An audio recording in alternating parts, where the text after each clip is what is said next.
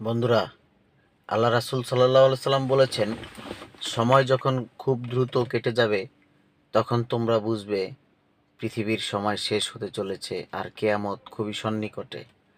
আপনারা দেখেন, সময় খুব দ্রুত চলে যাচ্ছে। আল্লাহ রাসূল বলেছেন যে যখন তোমরা দেখবে ১ বছর সময় ১ মাসের মতো মনে হচ্ছে, ১ মাসের সময় ১ সপ্তাহের মতো মনে হচ্ছে, তখন তোমরা বুঝবে সময়ের বরকত কমে যাচ্ছে এবং পৃথিবীর হায়াত ঘনিয়ে আসছে এবং কেয়ামতের একটি বড় আলামত প্রকাশিত হলো। এটাই হচ্ছে সময়।